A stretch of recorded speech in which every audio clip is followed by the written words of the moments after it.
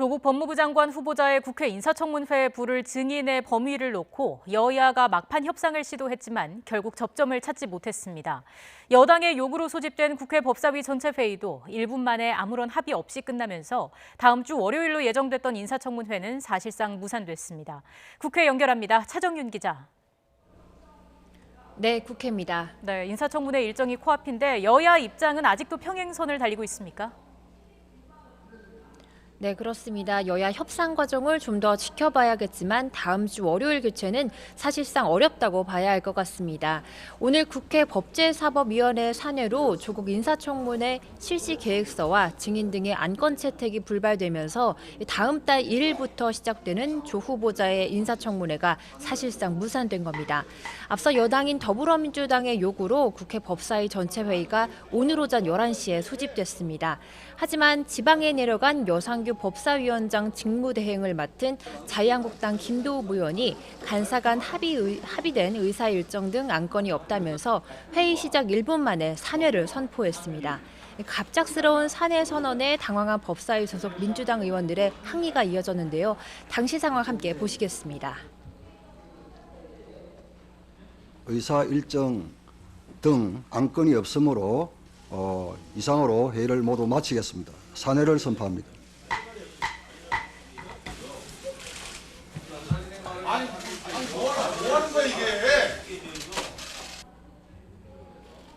네, 이처럼 민주당 의원들은 산회 뒤에도 회의장에 남아 한국당이 처음부터 인사청문회를 할 생각이 없었다는 의도로 보인다면서 강하게 성토했는데요. 직접 들어보시겠습니다. 김도욱 간사가 회의를 하면서 바로 산회하고 말 것을 보면 결국은 본인들이 2일, 3일 청문회를 할 뜻이 없다 이렇게 볼 수밖에 없습니다. 네, 주말 사이 극적으로 합의가 이루어질 가능성이 없진 않지만 한국당은 여당의 입장 변화가 없으면 추가 협상은 없다고 맞서고 있어 접점을 찾기까지는 쉽지 않아 보입니다. 더불어민주당 이인영 원내대표는 조금 전 긴급 간담회를 열고 돌이켜보면 한국당은 처음부터 청문회를 보이콧하려는 의도로 보인다며 결과적으로 청문회하지 않으려는 생트집이 후보자의 가족을 증인으로 세우려는 무리한 요구로 이어졌다고 주장했습니다.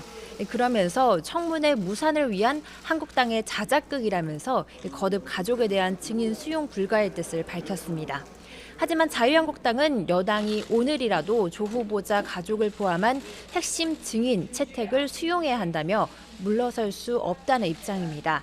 나경원 원내대표는 여당은 증인 채택 안건마저 안건 조정위에 올리면서 이 증인 없는 청문회를 시도하고 있다며 핑계를 만들어 인사청문회를 무산시키거나 맹탕으로 만들려는 꼼수를 부리고 있다고 지적했습니다.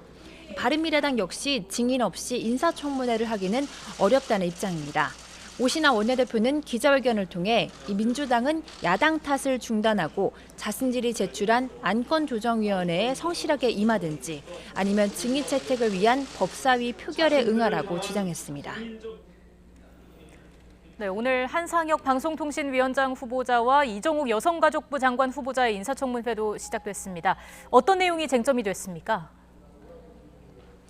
네, 먼저 한상혁 방통위원장 후보자는 앞서 한국당이 조국 후보자와 함께 낙마를 벼르고 있는 공략 대상이기도 하죠.